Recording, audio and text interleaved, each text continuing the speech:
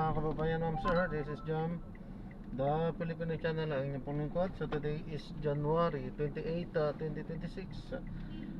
Tayo ngayon ay papunta dito yan sa may laundry hub sa may tramo to on Barangay 107 Pasay. At dadalhin po natin yan sa may Robinson's Galleria sa may EDSA Corner Ortigas po yan, Ugong Norte, Quezon City. At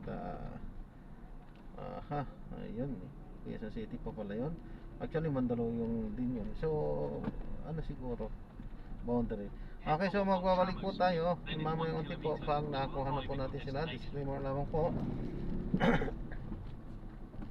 Ang content po natin ay kalsada at hindi ang passenger. Kaya nga naman saka naman po na may marinig kayo mga pangalan ng lugar, pangalan ng tao, pangalan ng organizations of government o private man yan, ay wala pong kinalaman ng channel na ito at wala pong pinapatungkulan. At kung ano ang pinag-uusapan dito ay pawang dito lamang po yan sa loob at wala pong pinapatungkulan sa labas. Okay po, magbabalik po tayo mamaya unti pag nakuha na po natin sila. At samantala makinig tayo ng mga nagbabagong balita at mga talakayan habang tayo ay papunta doon sa ating pick-up area.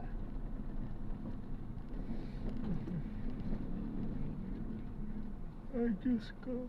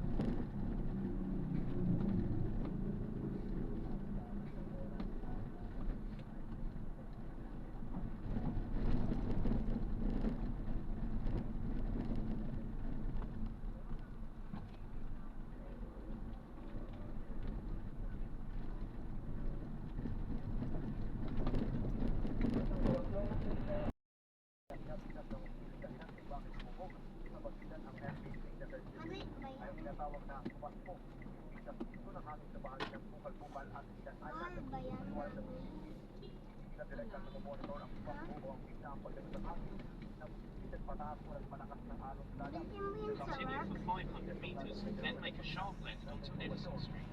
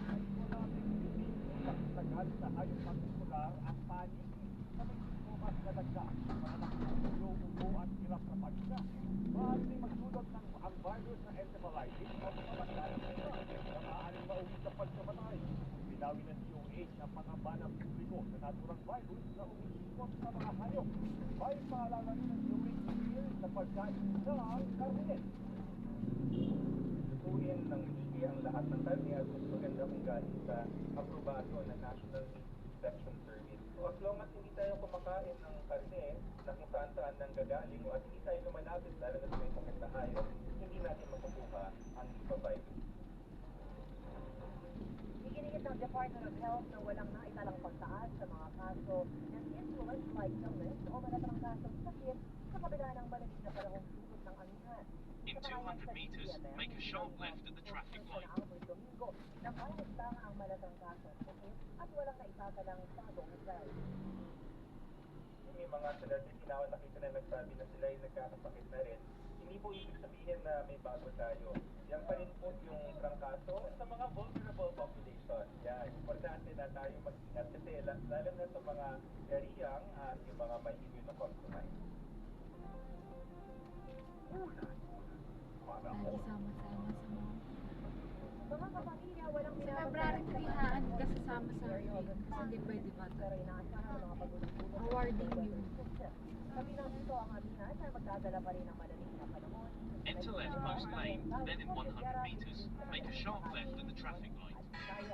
Basta di pwede. Sa Caraga at Southern Leyte, habang localized service for panginasang Basta di pwede.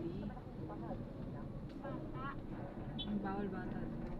Mapasahan na ng sakal. Bawal nga. Sport talaga yun. Hindi pwede. Sa Olipa de Maliang Flood, Kurso Project sa Bulacan. Balita mula sa Sandigan, Bayan, at Radyo Patrol, Suslay Dusty, News.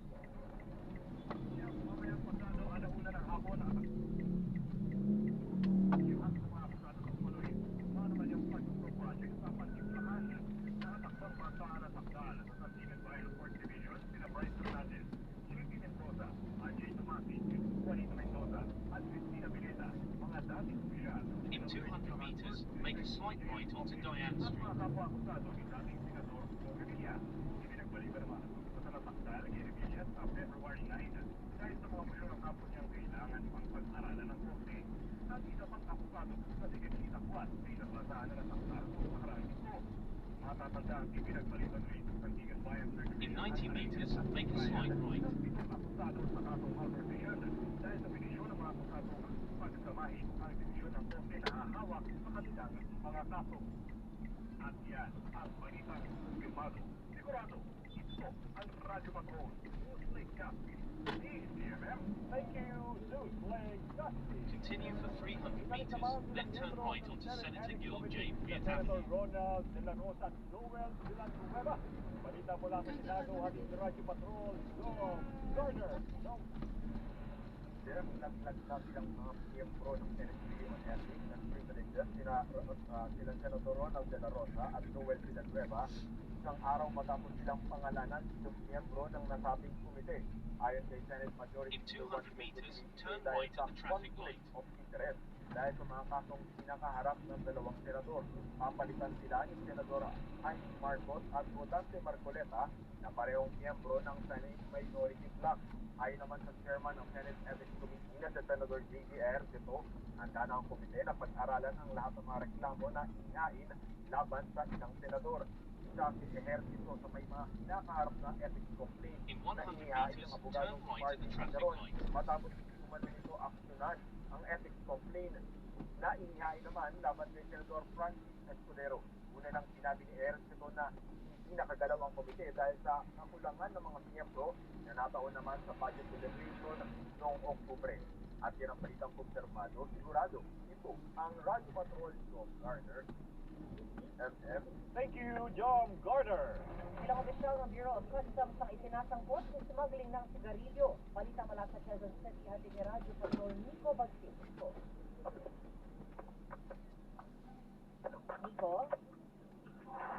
Magandang tanghali sa inyo, Rika at Jeff, itinuro ng Highway Patrol Group, Director Brigadier General Hansel Maratnan, ang ilang opisyal ng Bureau of Customs na may kaugnayan sa smuggling ng 1.6 milyon pesos na halaga ng sigarilyo na nasamsam noong Disyembre. Sabi ni Marantan, mag-asawa ang opisyal at ang babaeng asawa ang nagmamay-ari ng mga truck na ginamit sa illegal na pagpasok ng produkto. Pinangalanan ni Marantan ang mga opisyal, ngunit sinabi niyang 14 na trailer truck ang nahuli ng pulisya sa barangay 5 Roon, Malete, Batangas noong Disyembre 31. Bukod sa mga opisyal ng POC, sinabi ni PNP Directorate for Operations Chief Major General Roddy Cariaga, ilang miyembro ng pulisya ang sangkot sa smuggling ng hindi rehistradong sigarilyo. Nasa ilalim na ang mga ito sa investigasyon at kung mapapatunayan ang pagkakasangkot, haharap sila sa mga kasong Continue on Senator Gil at J. Friet kriminal. Avenue for Yan ang 3 balitang kilometers. kumpirmado.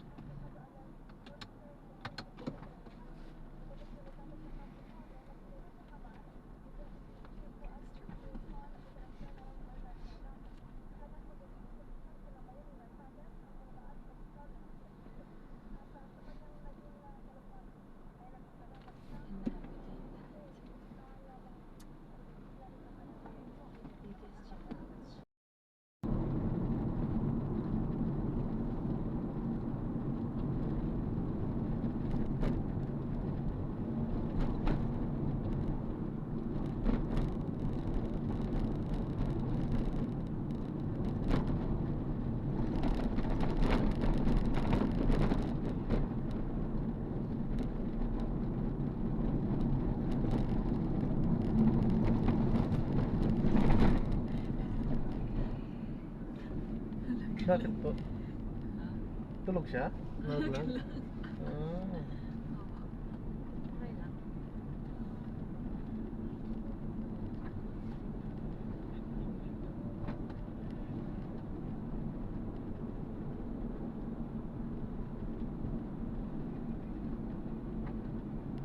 Nakalimutan ko sabihin kanina, pwede ba tinamaan kanina ng EDSA?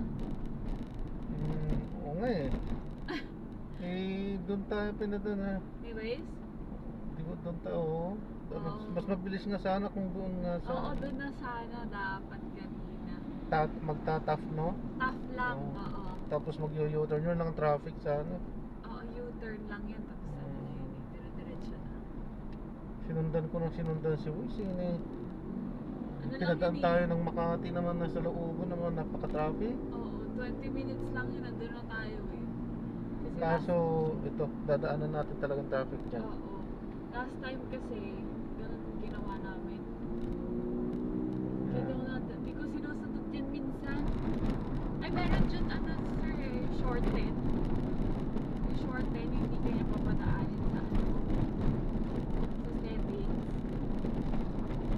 Ay, baka ang sinasabi yung ano yung sa may pakanan. Anong natawag dito? Dito sa dinaanan mo kanina, di ba? Tama yun. Ay, akala ko dito yung sinasabi nyo. Sige pa, ano Sa ba yung ibang, sinasabi nyo? pwede din. Pwede din. Oo, pwede din. Hmm, Actually, pwede din dito. Ang ginawa niya, umikot pa siyang gano'n, no? Pag gano'n. Dapat dito na tayo nun kanina eh. Two-way naman yun. Bale, dito na tayo. Oo nga. Kasi bale, wala talaga. Ito na lang titiisin natin. Ito talaga normal lang dito sa itong ganito. Pero at least moving. Moving naman. Ayun na yung talagang pasokan yung looban ng Makati pagka ganun ano eh. Dahil kailang beses na akong na ano dyan.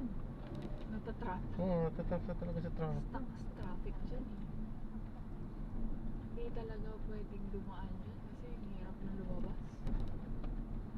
Maganda-ganda pa ngayon, pero kapag mamaya yan. Ay, lalo na mamaya. Ano pa, medyo uno pa ngayon eh.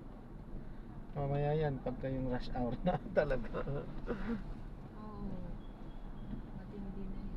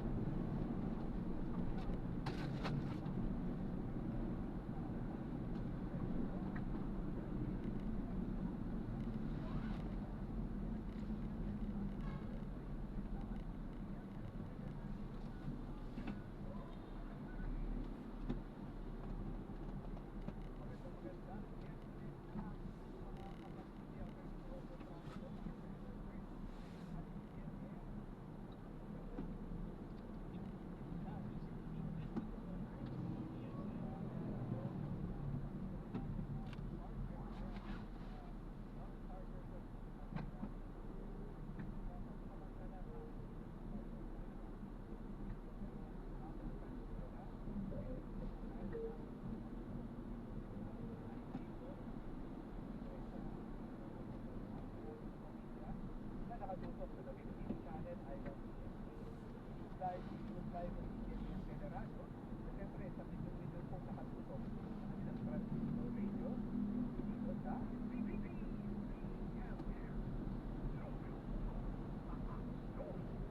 Kung kayo po ay nasa